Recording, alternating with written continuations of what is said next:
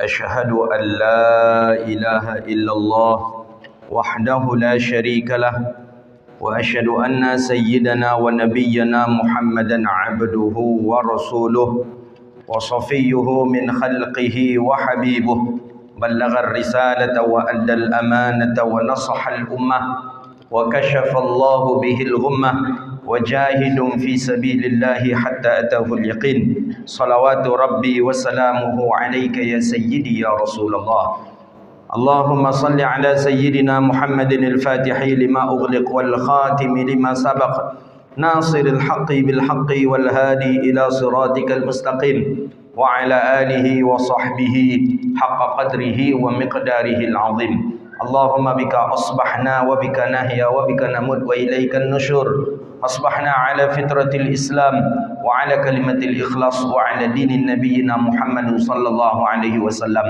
رضينا بالله ربا وبالإسلام دينا وبمحمد صلى الله عليه وسلم نبيا ورسولا أما بعد.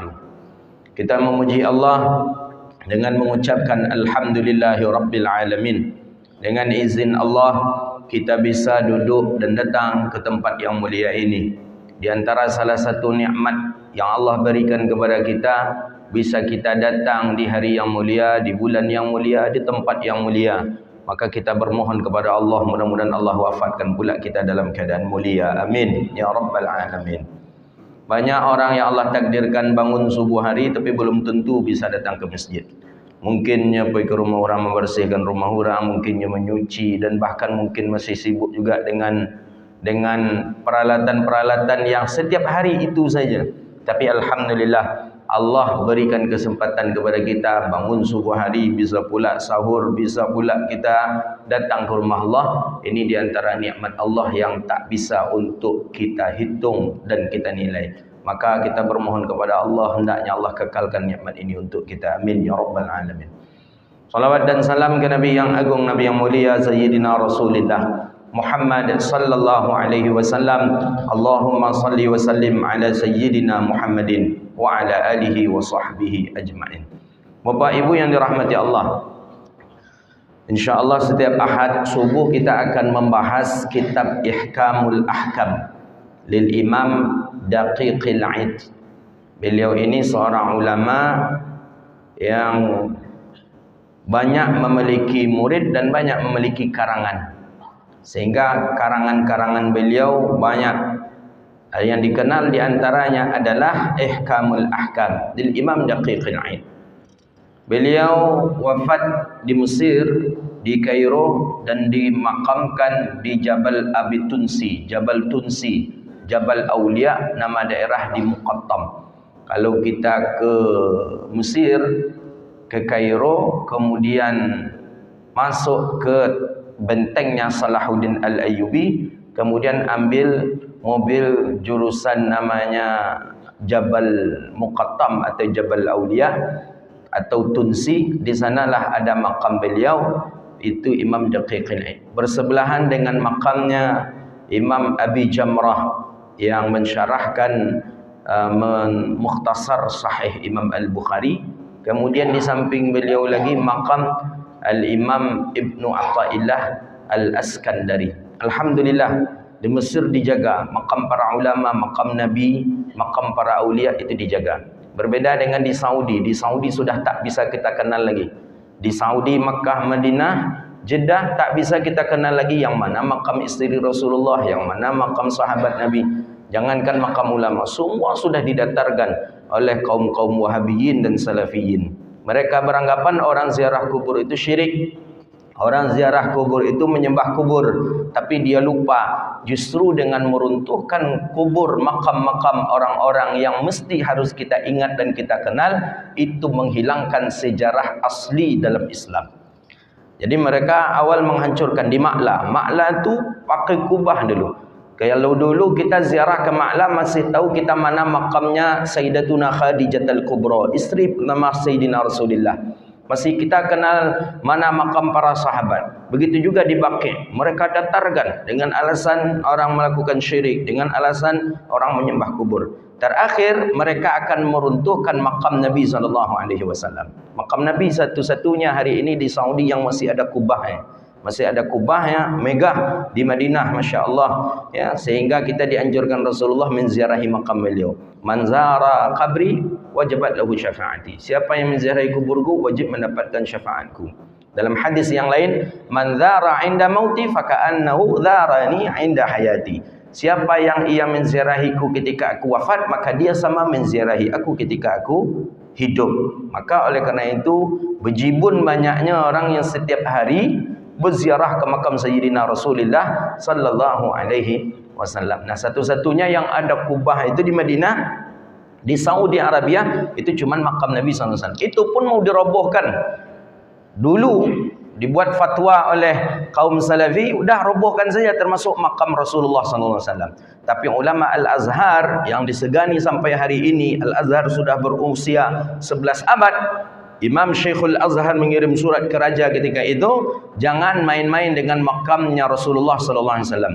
Jika diruntuhkan kubahnya baginda Nabi, maka sama dengan mengajak perang kaum muslimin. Maka oleh karena itu, dengan surat, sepucuk surat dari Syekhul Azhar ketika itu, akhirnya raja pun tidak jadi meruntuhkan kubah Nabi sallallahu alaihi wasallam. Kubah Nabi satu-satunya yang ada megah. Nah, kita tahu, yakin di dalam itu ada baginda Nabi sallallahu alaihi wasallam. Kubah Nabi masih ada. Apa warnanya? Kalau lado ke Madinah pindah tahu warna kubah Nabi. Itu ya perlu dipertanyakan. Lalu ajanya di hotel berarti ini. Hijau warna kubah Rasulullah sallallahu alaihi wasallam. Ya ada je untungnya, untung nak warna partai politik kan. Kalau warna kuning sangkol ada orang Golkar, Nabi Golkar partainya bagus kan. Kalau warna merah aku disangka pula Nabi orang PDI ini hijau. Hijau ada juga kan? Ada, cuma tidak, itu menunjukkan Nabi suka ke yang putih. Kemudian begitu juga yang hijau itu bagian daripada warna kelembutan. Nah, sampai hari ini. Nah, kalau kita datang ke Mesir, datang ke Yaman, datang ke Sudan, datang ke Syria, Syam, itu sampai hari ini masih ada yang seperti makam-makam Nabi itu. Datang ke Mesir, makam Imam Syafi'i, megah. Sehingga tahu kita, bukan orang sembarang orang juga yang bisa kita buat makamnya seperti itu. Itu berarti tanda orang tu Imamul A'zam. Berarti tanda orang tu orang yang mulia. Imam Syafi'i, Masya Allah, itu arsiteknya dibuat kalau kita baca itu dari zamannya Syekh Salahuddin Al-Ayyubi. Panglima perang yang membebaskan Aqsa, Salahuddin Al-Ayyubi. Beliaulah pertama kali yang membuat kubah besar, menara besar untuk makamnya Imam Syafi'i.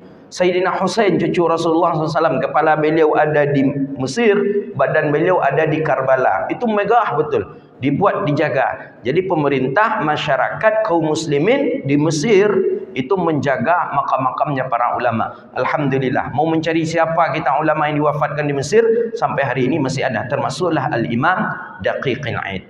Imam Daqiqin Aid ada, dan makamnya luar biasa bersih dan setiap hari didatangi oleh orang. Nah, memang ziarah kubur itu kan memang dianjurkan. Nabi katakan, nahakum an ziaratul kubur fazuruha. Aku larang kalian ziarah kubur, maka ziarahilah. Dulu dilarang Nabi, kalau sekarang ziarahilah. Karena itu untuk mengingatkan kita akan akhirat. Maka penting ziarah kubur. Kita tengok tak ada juga orang yang menyembah kubur. Datang ke kuburan, baca salam, adab yang diajarkan Rasulullah, kemudian baca doa. Ada yang baca Yasin, ada yang baca Al-Surah Al-Ikhlas, kemudian dia selesai. Tidak ada orang menyembah ke kuburan. Tidak ada orang menyembah yang si mayit. Jadi orang tahu, faham dengan adab, faham orang dengan kriteria. Mengapa mereka kita tuduh sebagai penyembah kubur? Bahkan Nabi mungkin setiap hari Nabi ziarah kubur. Cek hadis dalam Sahih Muslim. Ketika baginda Nabi SAW tahajud, Sayyidah Aisyah tidak ikut tahajud waktu itu kerana beliau halangan. Sayyidah Aisyah bangun, tengok Nabi masih salat. Sayyidah Aisyah tidur balik. Tidur Sayyidah Aisyah, bangun, tengok Nabi masih salat. Sayyidah Aisyah tidur lagi. Tidur Sayyidah Aisyah, bangun, tengok Nabi sudah berzikir, berdoa.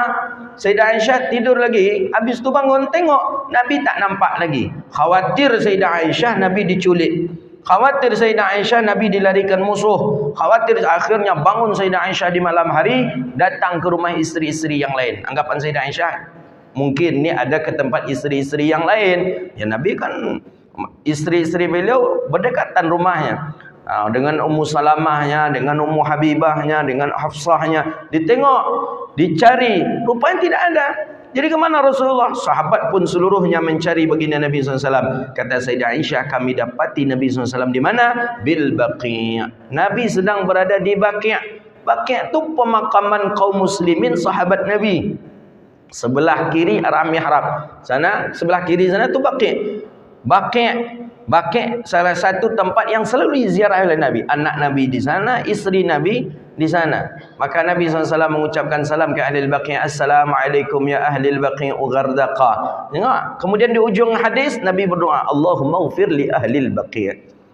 Kira-kira tak fahamkah Nabi bahawa yang seluruh yang ada di kuburan itu meninggal dunia?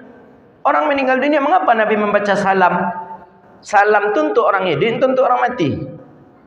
Ketika kita hidup, kita baca salam. Assalamualaikum, Assalamualaikum, salam. Ini Nabi membaca salam kepada orang yang sudah meninggal dunia. Itu tanda ada apa itu? Nabi baca salam. Assalamualaikum ya ahli diyar. Assalamualaikum ya ahli Baqi'. Selamat di atas kalian. Ni semua mukhatabnya ni sudah wafat nih. Orang yang sudah meninggal dunia di dalam tanah.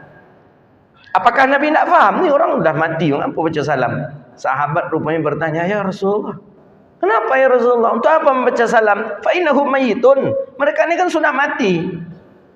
Membaca salam ke orang hidup aja, kadang ada dijawab orang, ada yang tidak.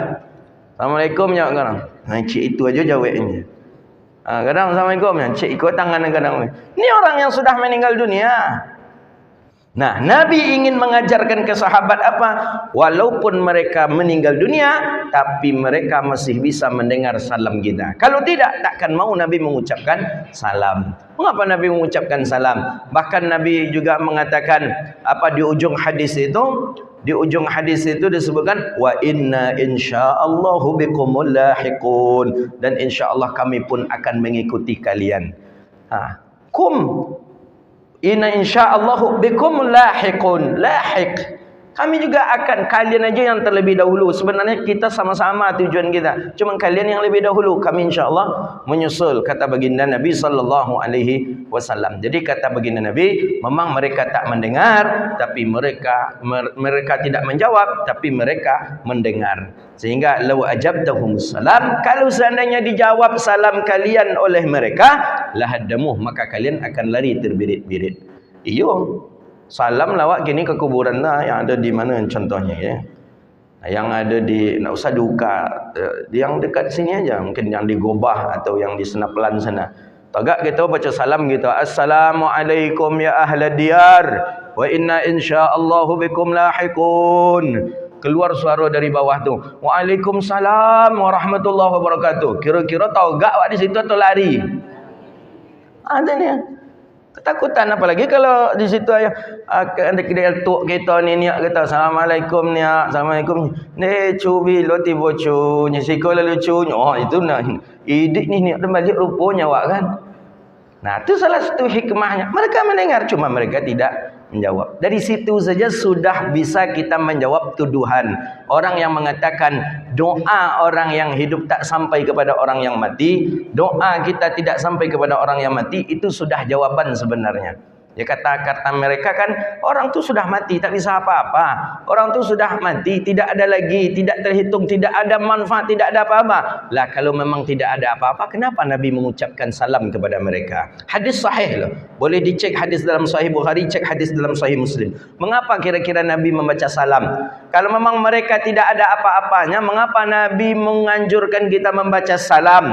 Adab ziarah kubur antaranya dengan membaca salam. Nah itu tanda apa? Ya tanda ada sesuatu. Bayangkanlah kita hidup mengucapkan salam. Ini Nabi kepada orang yang mati, kepada orang yang sudah meninggal dunia, Nabi SAW membaca salam.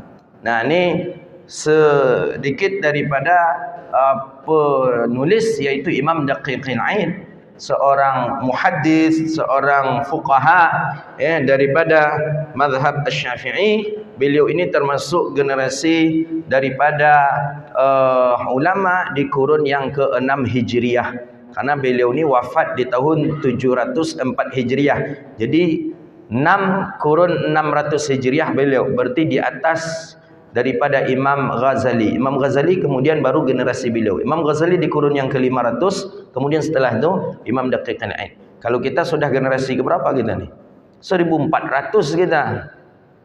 Kita sudah 1400. Beliau di generasi 600. Berarti ke kitanya hari ini sekitar 800 tahun, 8 abad yang lalu jarak antara beliau dengan kita. Tapi walaupun seperti itu, beliau tidak ketinggalan. Nah, itulah fiqih, itulah ulama. Ulama kasyaf, Allah bukakan apa sesuatu yang akan terjadi di hadapan kita, apa sesuatu yang terjadi di hadapan, seperti apapun kecanggihan alat yang ke depannya, beliau masih mampu untuk membaca dan beliau masih mampu untuk mempelajarinya.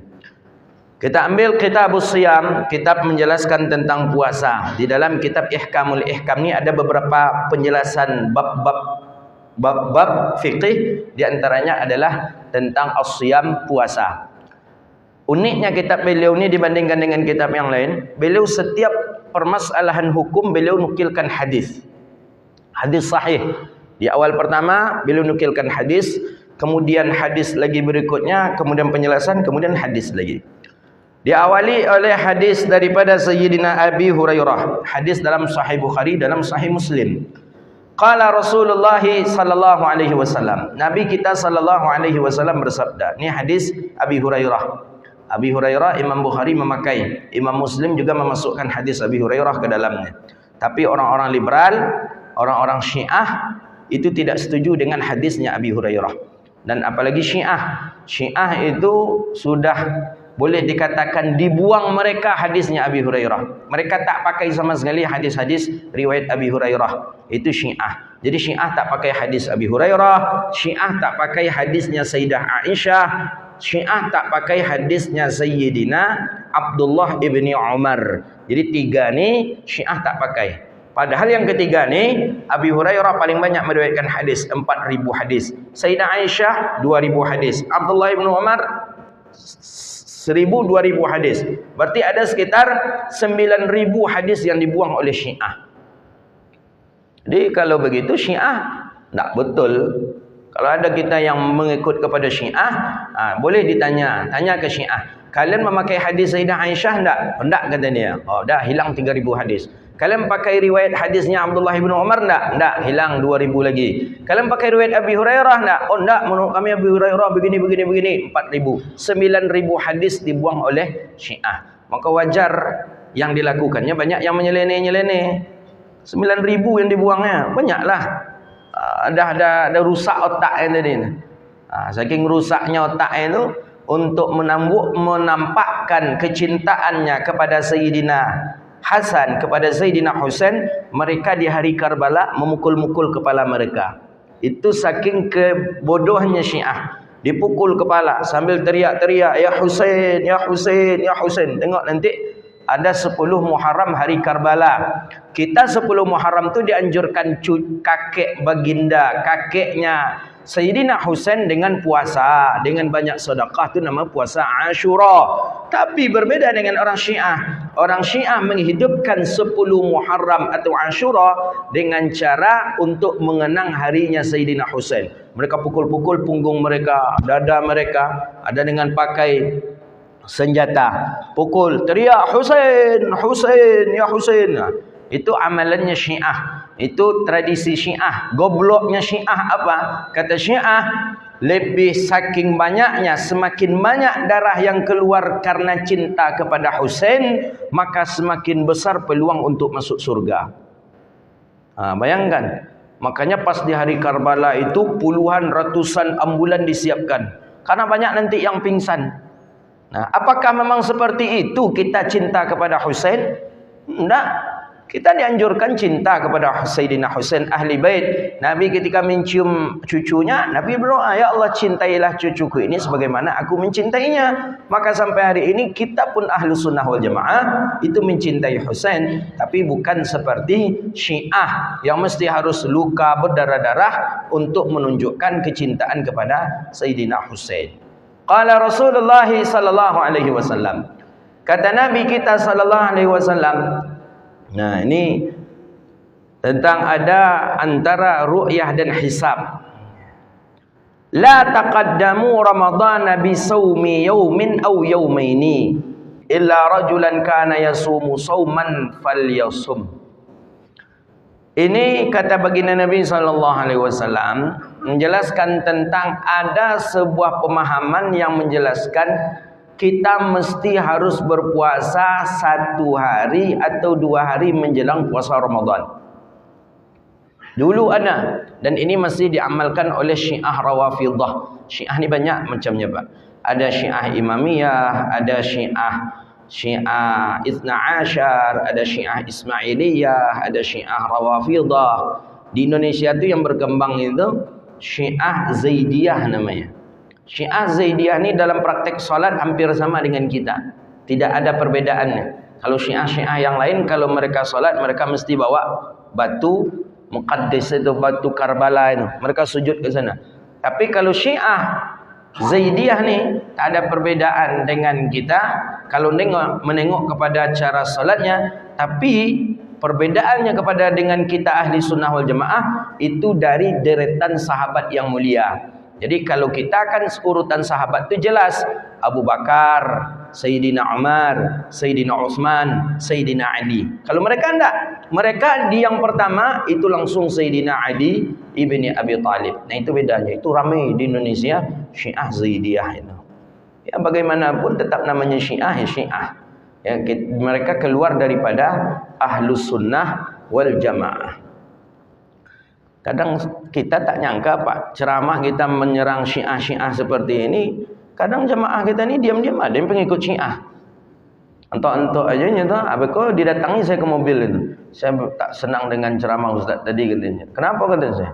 Ya saya selama ini saya fanatik dengan Zaidiyah. Oh anda Syiahnya? Ya. Jadi anda tersinggung tadi? Iya katanya. Makanya kini kan entok-entok aja loh. Entah Syiah Rawafidah entah ada lagi ni entah macam mana. Yang elok-elok ajalah kita ambil. Mana yang diamalkan oleh mayoritas kaum muslimin itu aja kita pakai. Ahlus Sunnah wal Jamaah. Yang seperti amaliyah yang tadi itu kan amaliyah umum je. Habis salat, dalam salat ada qunut umum mayoritas. Qunut mazhab Syafi'i sunnah. 3 mazhab mengatakan qunut subuh sunnah. Syafi'i, Hambali, Maliki. Sunnah hukumnya. Dan mayoritas orang Indonesia mazhabnya Syafi'i. Wabil khusus orang Melayu mazhabnya Syafi'i. Mazhab Syafi'i memang qunut subuh. Kalau tak qunut subuh berarti bukan orang mazhab Syafi'i dia. Berarti tak cocok dia di Melayu. Melayu mazhabnya Syafi'i. Qunut subuh. Bahkan saking tegasnya mazhab Syafi'i mengatakan orang yang tak qunut subuh tu mesti dia sujud sahwi. Oh qunut subuh tu bid'ah. Loh, kok bid'ah? Jelas di hadisnya. Oh, mazhab Syafi'i tak faham hadis Nabi. Imam Syafi'i tak faham hadis Nabi. Syafi'i nan mana nan tak faham hadis Nabi? Syafi'i nan menggalai lado sarati 50 sekilo ke petang tu, dia nak tentunya hadis Nabi. Tapi kalau Muhammad bin Idris Asy-Syafi'i, jangankan beliau, murid beliau saja namanya Imam Ahmad ibn al-Hambal. Hafal hadis berapa? Imam Ahmad bin Hanbal itu hafal hadis 1.000.000 hadis. Mi'at alfa hadis. 1.000.000 hadis itu murid Imam Syafi'i. Maka beliaulah ulama yang paling banyak menghafal hadis, sampai hari ini belum ada tandingannya. 1.000.000 hadis Imam Ahmad bin Hanbal itu murid. Kira-kira guru seperti apa? Nah, ini ada orang katakan saya qunut subuh tu enggak. Apa tu? Bid'ah itu tak ada di hadis Nabi. Ya, mazhab Syafi'i sunnah qunut subuh. Iya Syafi'i itu nak mengerti hadis. Syafi'i nan mano bro? Tanya elok-elok kayaknya Syafi'i nan mano? Kalau Pak PI tukang urut, iyo nak tentu dia. Syafi'i je namanya. Tapi kalau Muhammad bin Idris Asy-Syafi'i, penggagas ilmu usul fikih pertama kali di dunia adalah Imam Syafi'i. Penggagas ilmu usul fikih, itulah kitab beliau yang bernama Ar-Risalah. Nah, kita tadi alhamdulillah dengan kunutnya. Hadis tentang kunut tu 21 riwayat hadis tentang kunut. 21 tu ada 3 hadis yang sahih. Selebihnya memang hadisnya dhaif. Tapi 3 sahih itu menguatkan. Di antara hadis yang sahih itu adalah riwayatnya Sayyidina Anas bin Malik. Apa kata Sayyidina Anas bin Malik? Nabi sallallahu alaihi wasallam yaqnutu fi salatil fajri hatta faragat anid dunya. Nabi melaksanakan kunut subuh sampai Nabi meninggal dunia. Tak pernah Nabi meninggalkan kunut subuh. Siapa mengatakan? Anas bin Malik. Dari mana Anas bin Malik ni tahu? Anas bin Malik ni selama Nabi di Madinah 10 tahun sampai Nabi meninggal dunia, Anas bin Malik selalu salat di belakang Nabi SAW. Tak pernah Anas bin Malik meninggalkan baginda Rasulullah SAW. Anas bin Malik tahu. Maka berani bila mengatakan yaqnutu fis salatil fajri hatta faragat anid dunya. Nabi kunut subuh sampai Nabi meninggal dunia. Maka hadis itu dihukum oleh ulama dalam mazhab Syafi'i hadis sahih. Itu yang dipakai hujah dalam mazhab Syafi'i. Alhamdulillah kita berkunut. Saya kira tadi Allah Husna tidak berkunut. Alhamdulillah berkunut. Bukan sekadar berkunut saja, zikir jahar. Alhamdulillah amalan sunnah yang sebenarnya dihidupkan di Al-Husna. Kan orang kan banyak mengakuinya aja pelaku sunnah. Tapi yang sunnah orang lain macam mana? Zikir setelah selesai salat, doa bersama. Hadis dalam Sahih Bukhari, cek hadis riwayat Abdullah bin Abbas. Disebutkan kami melakukan zikir jahar setelah selesai salat fardu di zaman Nabi. Hadis dalam Sahih Bukhari itu. Di zaman Rasulullah, zaman Nabi sudah ada zikir jahar. Sudah ada melakukan zikir jahar. Bahkan dalam hayatus sahabat dikatakan saking semangatnya zikir jaharnya para sahabat itu seperti pohon kayu yang ditiup oleh angin. Nampak pohon kayu kalau ditiup angin, bergeser ke siku, bergeser ke siku. Gitu sahabat. La ilaha illallah, la ilaha illallah. Para sahabat dulu di Madinah seperti itu. Bahkan dalam riwayat hadis, orang-orang kafir yang berdekatan dengan Madinah, Yahudi yang berdekatan dengan Madinah, khawatir. Anggapan mereka, ini ada perang lagi ini. Ini setelah ini perang lagi. Padahal bukan perang. Tapi begitulah semangatnya, berwibawanya kaum muslimin ketika berada di Masjid Nabawi. Nah begitu, bukan diam-diam entok-entokan yang aja aku mengelucui surang. Tinggal aja imam leh. Mana wibawa Islam? Ghirahnya Islam tu mana? Syiarnya Islam tu mana? Mana wibawa Islam? Mana? Islam punya wibawa, haibah tu penting. Haibah, wibawa tu penting. Jadi ketika setelah serentak zikir jaharnya, setelah serentak dengan doa bersamanya, keluar bersama-sama. Itu haibah, itu wibawa. Bahkan di dalam hadis juga disebutkan, dalam hadis sahih juga disebutkan, para sahabat keluar dari masjid itu sambil kami bertakbir dan kami bertasbih. Dalam keadaan berjahar, jahar bersama-sama. Allahu Akbar, Allahu Akbar, Allahu Akbar, keluar masjid. Apa nak gemetar orang-orang Yahudi Madinah? Maka belum apa-apa, belum lagi ada perintah perang, mereka sudah datang bersama-sama ke Madinah untuk menyatakan mereka masuk Islam. Begitu haibah, begitu wibawa dalam Islam. Alhamdulillah. Maka oleh kerana itu, ya amalan yang sudah diberikan oleh para salafus saleh, amalan yang sudah ditinggalkan oleh para salafun saleh daripada orang-orang sebelum kita, maka itu kita lanjutkan dan kita amalkan. Kita balik ke hadis, apa kata baginda Nabi? Jadi ada orang Syiah dahulu menganjurkan puasa sehari atau 2 hari sebelum Ramadan. Itu daripada orang-orang Rawafidah. Maka hadis ini sebagai penolak dalil, penolak amalan mereka. Maka kata Nabi apa? La taqaddamu ramadhana bi saumi yaumin aw yaumaini. Jangan kalian dahulukan Ramadan dengan puasa 1 hari atau 2 hari. Jangan khususkan. Jadi umpamanya Ramadan hari Selasa, oh kita khususkan puasa terlebih dahulu hari Ahad dan hari Isnin. Tak boleh kata Nabi. Itu amalannya orang-orang Syiah Rawafid. Tapi puasalah dengan Ramadan itu disebabkan karena hilal, karena ru'yah. Sumu li ru'yati wa aftiru li ru'yati. Karena ada ru'yatul hilal, ada memang ru'yah.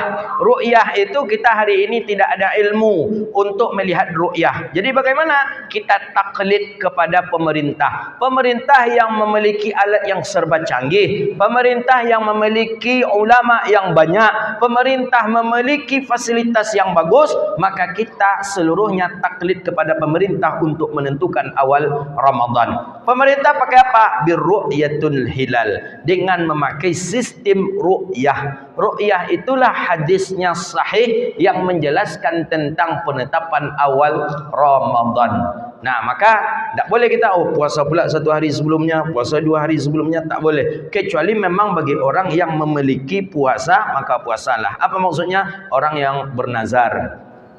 Orang yang punya puasa wajib, orang yang bernazar, atau orang yang mengqadha puasa yang belum selesai, atau dan lain sebagainya, maka bolehlah dia berpuasa sebelum Ramadan masuk. Tapi kalau tidak ada memiliki puasa yang wajib sebelum Ramadan masuk, Nabi tidak anjurkan kita untuk melaksanakan puasa. Maka oleh karena itu termasuk dengan hari yang syak atau disebut dengan hari yang ragu. Kalau ragu tadi itu memang tak dianjurkan kita untuk melaksanakan puasa. Jadi bagaimana cara menetapkan Ramadan? Di bawahnya Nabi katakan, idza ra'aitumuhu fasumuh wa idza ra'aitumuhu fa'aftiru fa in ghumma 'alaikum faqdurulah. Hadis dari Abdullah bin Umar. Aku mendengar Nabi sallallahu alaihi wasallam berkata, kata Nabi, idza ra'aitumuhu fasumuh. Apabila kamu melihatnya bulan maka berpuasalah. Kita kan tak bisa melihat bulan, Pak. Sekadar menengok aja bisa. Habis maghrib, matahari terbenam di waktu maghrib, nampak naik bulan. Naik. Nampak kita. Sekedar nampak saja. Cuman bisakah kita menengok, oh itu sudah berapa derajat-kah? Oh itu apakah sudah masuk Ramadan apa belum? Tak bisa kita. Kita tak ada ilmu tentang melihat bulan. Awak yang tahunya bulan tua, bulan muda, itu aja yang tentu di kita. Kalaulah bulan hilal itu, tak faham kita. Fa in ghumma 'alaikum faqdurulah. Nah, hadis Nabi sahih. Bukhari, Muslim dan Imam Ahmad. Dan apabila bulan tadi tertutup, 'alaikum faqdurulah. Faqdurulah itu maksudnya apa? Sempurnakanlah Sya'ban. Dan ini yang metode yang kita pakai kemarin. Kita menyempurnakan Sya'ban 30 hari kemarin, pemerintah. Faqdurulah. Kenapa? Karena memang Ghumma ini memang tertutup. Dalam 9 riwayat hadis tentang tertutup. Fa in ghaba, fa in ghubiya, fa in dhalla, fa in dhalam. Jika tertutup, bulan tak nampak.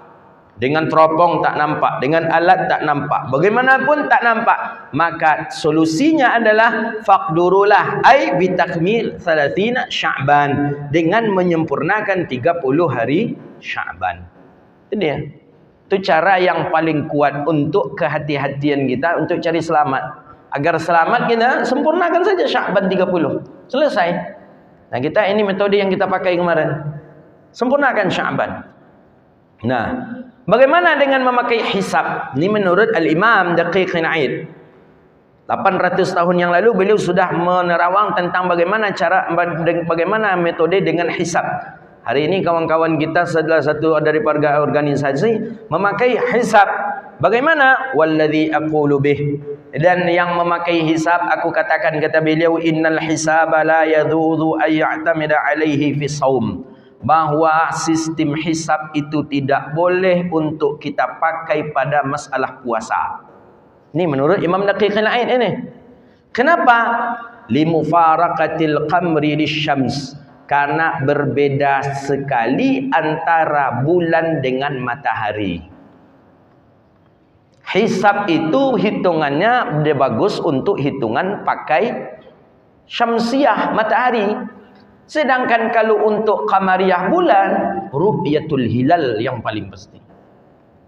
Nah gitu. Ini menurut beliau nih. Beliau nih. Bahkan Imam An-Najib Asy-Syafi'i beliau juga mengatakan bahawa kalau ada yang menghitung Ramadan dengan pakai hisab, dengan cara pakai hisab atau dengan menghitung dengan dengan ahli perbintangan begitu, maka yang wajib berpuasa adalah orang yang menghisab, tidak orang yang lainnya. Maksudnya orang yang tukang hisab itu aja yang wajib puasa, yang lain tak wajib puasa. Jadi yang lain itu bagaimana? Bi ru'yatul hilal, dengan memakai sistem ru'yatul hilal. Maka ru'yatul hilal itu ya, itu cara yang paling kuat dipakai oleh seluruh para ulama. Dan mungkin hampir dunia ini para mufti itu memakai ru'yatul hilal pertama kali. Jadi ru'yatul hilal, jadi memang memastikan bulan itu ada atau tidak. Maka ada istilahnya wujudul hilal. Ada namanya satu lagi imkanur ru'yah. Ulama ahlu sunnah wal jamaah bukan sekadar wujudul hilal, ada hilalnya, tapi hilal ini sudah imkanur ru'yah apa belum? Imkanur ru'yah ini sudah dapat ditengok apa belum? Kadang hilal sudah muncul tapi tidak bisa dilihat, juga tidak berlaku hukum baru. Maka ada istilah imkan ru'yah. Contoh umpamanya bulan kalau menengok menghitung sudah muncul tapi tidak nampak. Imkanur ru'yah itu tak ada. Mungkin karena tertutup asap, apalagi kita sekarang dah mulai banyak pula kebakaran, dan tak nampak karena memang cuaca tak baik, hujan lebat dan lain sebagainya. Maka solusinya bagaimana? Maka solusinya dengan cara sempurnakan Sya'ban dengan 30 Sya'ban. Maka imkanur ru'yah itu penting. Imkanur ru'yah itu penting, tak bisa dialihkan kepada yang lain. Maka kata beliau di sini disebutkan bahawa ada ta'liqul hukm bil hisab, bahawa tidaklah bisa menjadikan hisab itu sebagai pedoman hukum untuk berpuasa.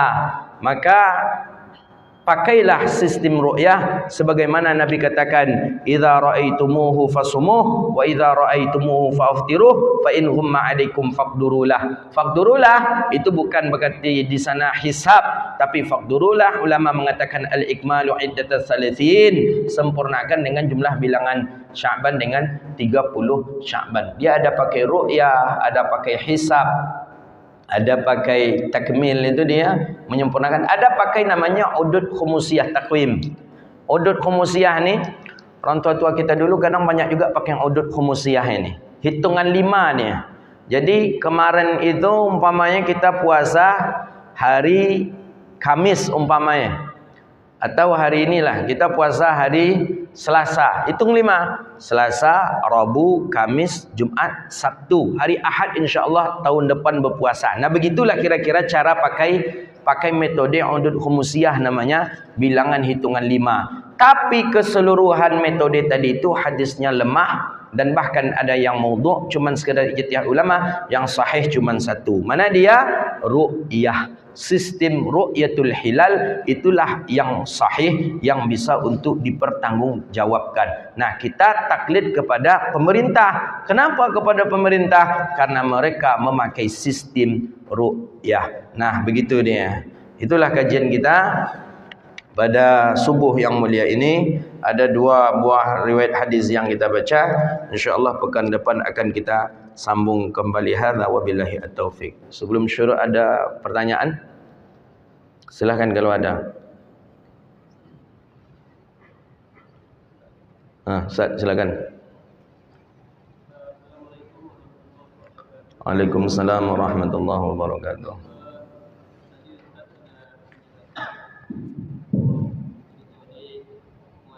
Ya.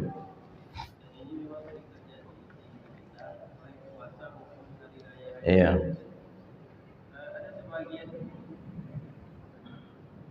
Sebagian umat Islam, ya, sekelompok orang begitu mengatakan seperti hari raya haji gitu. Jadi berkah saja sudah hari raya haji besok. Dulu gitu. Termasuk juga puasa gitu. Padahal juga Indonesia dengan Mekah itu kan perbedaan waktunya cukup jauh gitu. Ini bagaimana sebenarnya ini, Ustaz? Terima kasih. Assalamualaikum warahmatullahi wabarakatuh. Waalaikumsalam warahmatullahi wabarakatuh. Jadi memang di zaman baginda Nabi SAW saja itu pernah terjadi. Makanya kan ada istilah ikhtilaful matali'. Ikhtilaful matali', berbeda awal mula muncul bulan, berbeda awal terbitnya matahari, maka bisa di situ tuh berbeda awal waktu penetapan Ramadan atau berhari raya. Namanya ikhtilaful matali'. Nabi di Madinah pernah berbeda Nabi dengan orang yang ada di Syam, Syria. Pernah berbeda dengan orang yang ada di Irak. Pernah berbeda dengan orang yang ada di Mesir. Dan bahkan di zaman mufti Mesir, siapa mufti Mesir sebelum Sayyid Tantawi, itu pernah berbeda antara Mesir dengan Makkah. Bahkan antara Alexandria dengan Kairo pernah berbeda. Padahal kan masih satu Mesir itu, satu negara Mesir. Tapi pernah berbeda Alexandria dengan Kairo. Ketika itu mufti langsung mengeluarkan fatwa ketika itu. Ya karena memang ikhtilaful matali'. Ikhtilaful matali' berbeda awal mula terbitnya matahari, maka berbeda pula lah bisa jadi berbeda daripada awal awal Ramadan. Bisa jadi sama, bisa jadi beda, tergantung kepada ru'yatul hilal tadi. Nah, bagaimana dengan kita berhari raya Aidil Adha? Di Makkah orang sudah wukuf di Arafah. Apakah syarat daripada kita melaksanakan Aidil Adha itu mesti orang wukuf di Arafah terlebih dahulu? Juga tidak. Bahkan mungkin ada sebuah negara mungkin lebih dahulu mereka Aidil Adha dibandingkan dengan mereka wukuf di Arafah, maka wukuf di Arafah. Karena balik lagi kepada ikhtilaful matalib. Sebenarnya masalah ini masalah yang kalau orang faham, orang pernah mengaji, dia pernah mendengar hadis Nabi, dia faham, oh kan beda negara, beda cara awal mula beda timbulnya matahari. Nah, kapan berhari raya, kapan melaksanakan salat Aidil Adha, ya tidak ada masalah.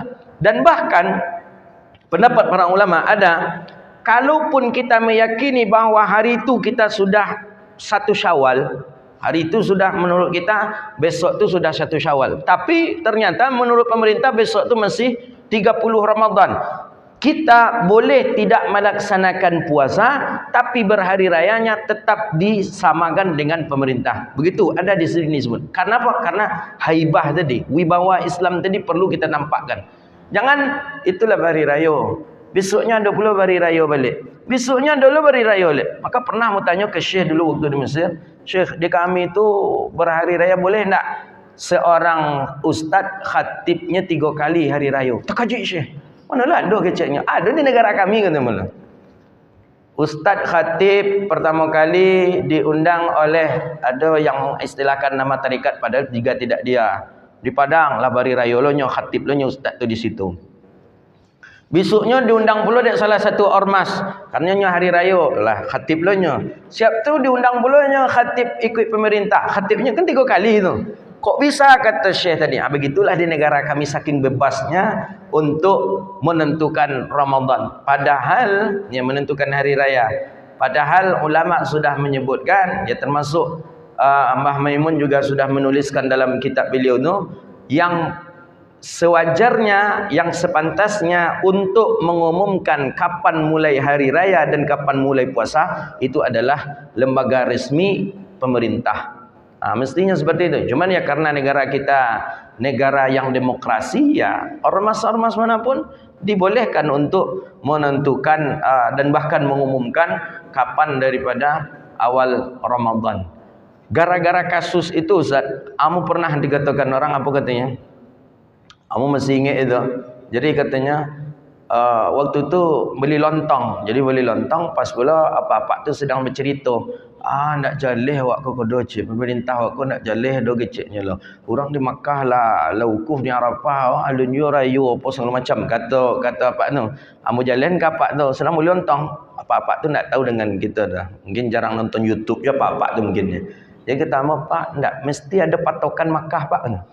Tak ada satu pun riwayat hadis Nabi menyuruh kita untuk meniru orang Makkah, orang Madinah. Dalam bab salat sendiri tak ada. Nabi katakan kepada Rasulullah, "Sallu kama raaitumuni usalli." Salatlah kamu sebagaimana kalian menengok aku salat, bukan menengok orang Arab salat. Kalau menengok orang Arab salat, banyak kacau. Allahu akbar. Bunyi handphone. Tengok handphone. Megang handphone je tu. Mungkin tak membalik handphone, tak membalik chatting, tak membalik apa. Masuk lolek. Mulai ni nyangkit dia nusalli dan semayang gitu.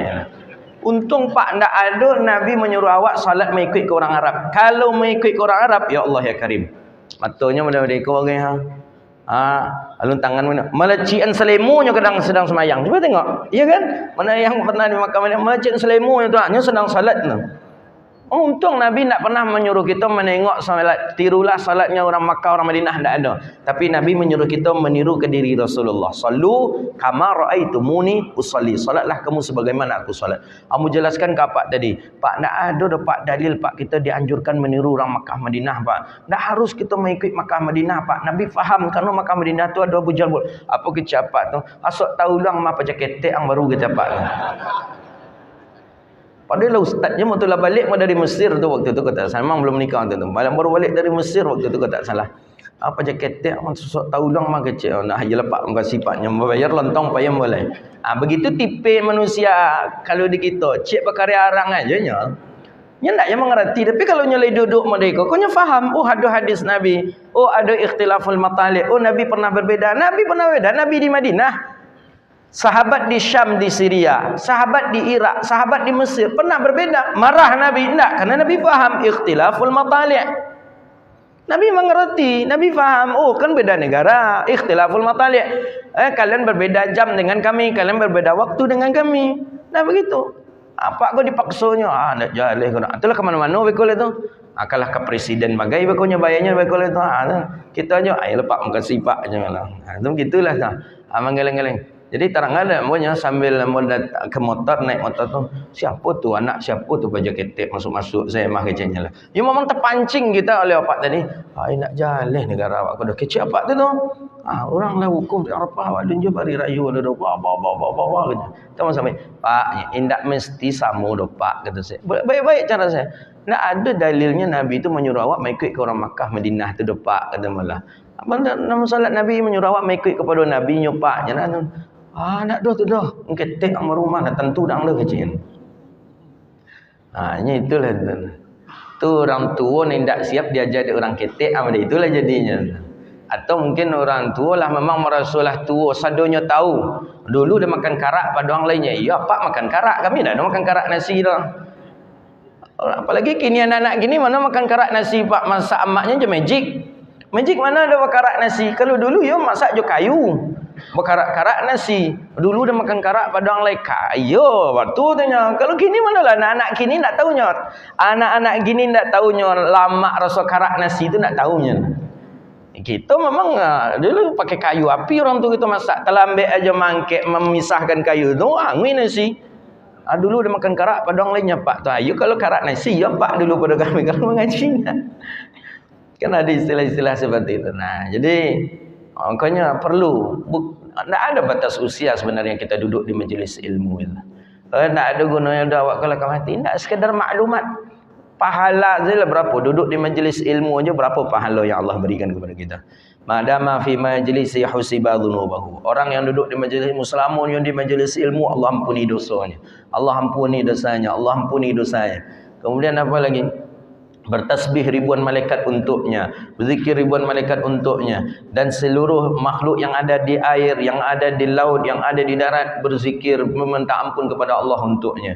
Maka banyak fadilah-fadilah kita duduk di majlis ilmu. Mudah-mudahan Allah istiqamahkan kita untuk duduk di majlis ilmu, untuk mendatangi tempat-tempat kebaikan dan melakukan amalan-amalan kebaikan. Hadza wabillahi at-taufiq. Itu kajian kita, mudah-mudahan bermanfaat. Rabbana atina fid dunya hasanah wa fil akhirati hasanah wa qina adzabannar. Allahumma faqihna fid din wa 'allimna ta'wil wa hdina ila siratikal mustaqim. Rabbana innana amanna faghfir lana dhunubana wa kaffir 'anna sayyi'atina wa tawaffana ma'al abrar. اللهم أعز الإسلام والمسلمين اللهم انصر إخواننا المسلمين في فلسطين وفي غزة يا رب العالمين اللهم وحد صفوفهم اللهم انصرهم يا رب العالمين ربنا آتنا في الدنيا حسنة وفي الآخرة حسنة وقنا عذاب النار وصلى الله على سيدنا ومولانا محمد وعلى آله وصحبه أجمعين والحمد لله رب العالمين.